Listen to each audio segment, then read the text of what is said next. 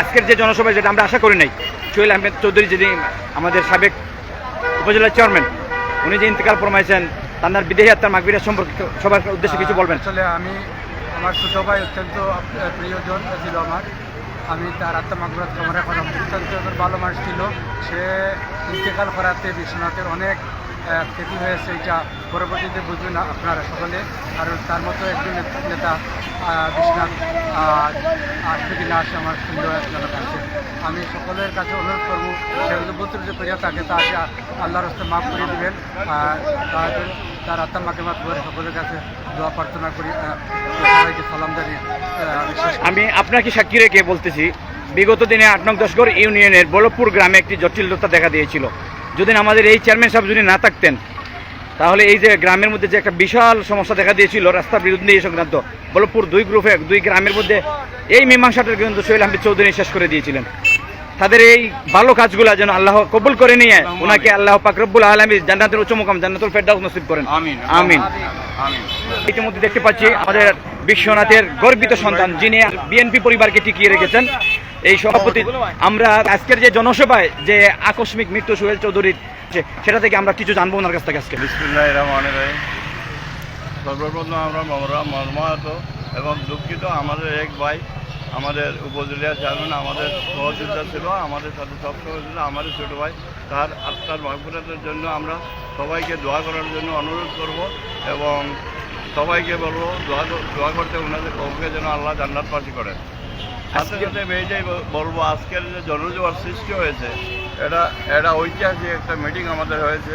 এটাকে আল্লাহ তাআলার কাছে বলবো, এই মিটিংটা যেন সাকসেসফুল হয় এবং সবাই যেন আমাদের প্রিয় নেতা এমিলিয়া সালির সহধর্মিনীকে ধানের শীষে ভোট দিয়ে আমাদের এই আসনটাকে যেন তারেক রহমানকে উপহার দেন, এটাই আমাদের আশা। এবং দেশবাসী এবং বিভিন্ন মানে মিটিংয়ের জন্য আমরা সবাইকে সাথে সাথে আমরা এখানে যারা অসংখ্য অগণিত প্রবাসীরা এসেছেন, যুক্তরাজ্য, যুক্তরাষ্ট্র, সৌদি আরব, মধ্যপ্রাচ্য, এদেরকে আমরা কৃতজ্ঞতা জানাই। এরা সবাই আমাদের ইলিয়াস আলীর সহধর্মীর জন্য এসেছেন এবং সবাই যে আজকে ইলিয়াস আলীর প্রতি যে দরদ বা যে সহানুভূতি তারা আজ প্রবাসীরা আমাকে দেখিয়ে দিয়েছেন, তাই তাদের কাছেও আমরা কৃতজ্ঞ। ধন্যবাদ সবাইকে। কথা বলছিলাম সভাপতি সাহেবের সাথে, এখন আমরা যুক্তরাজ্য সহ সভাপতির সাথে কথা বলবো। আজকের রহিম, প্রথমেই আমি অত্যন্ত ভারাক্রান্ত হৃদয়ে বলতে চাই যে আমাদের সাবেক উপজেলা চেয়ারম্যান সোহেল আহমেদ চৌধুরী আজকে আমাদের জনসভায় উনি মিছিল সহকারে এসেছিলেন, উনি সংযুক্ত হয়েছিলেন। সংযুক্ত হওয়ার পরে উনার ঘটনা ঘটে, তখন উনি যখন হসপিটালে গিয়েছেন তখন ডক্টর ঘোষণা করতে উনি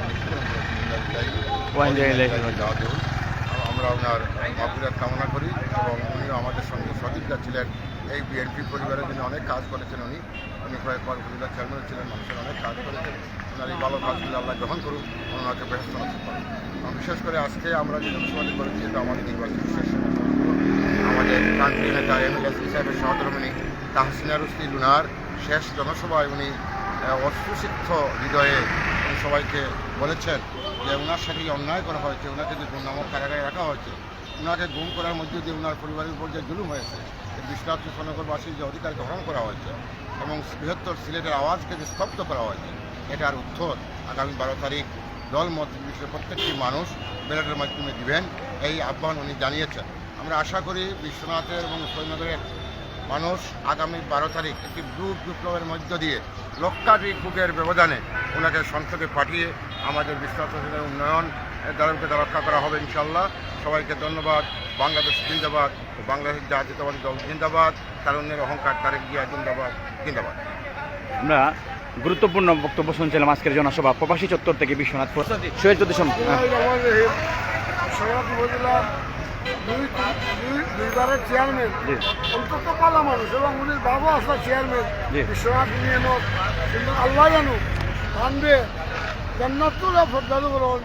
পাশাপাশি আমাদের প্রিয় নেতা সিলেট জেলা বিএনপি সম্মানিত সভাপতি এই মিডিয়া সার্ভিস আপনি যেন আল্লাহ ফিরিয়ে এনে দেয়। সব নেতা কর্মীদের উদ্দেশ্যে বলেন যে কি বলবেন নাকি যে সোহেল আহমেদ চৌধুরীর জন্য দোয়া করার জন্য, ইলিয়াস আলী সাহেবের জন্য দোয়া করার জন্য? সব আল্লাহ যেন সুযোগ যদি আল্লাহ জান্নাতুল দেও, ইলিয়াস ভাই যেন আল্লাহ তার মা বাবার আল্লাহ যেন জনগণের দোয়া এনে দেয়। আমরা এখনো চাচ্ছি যদি এম ইলিয়াস আলী সাহেব জীবিত থাকেন ওনাকে আমরা কাছে ইনশাআল্লাহ আল্লাহ পাক যেন কুদরতি সিস্টেমে ওনাকে ফিরিয়ে দেয় সেটাই প্রত্যাশা করছি। আল্লাহ ইলিয়াস আলী সাহেব আল্লাহ ফিরিয়ে দেয়। ধন্যবাদ আপনাকে। সম্মানিত দর্শক শ্রোতা, আমরা বিশ্বনাথের প্রবাসী চত্বর থেকে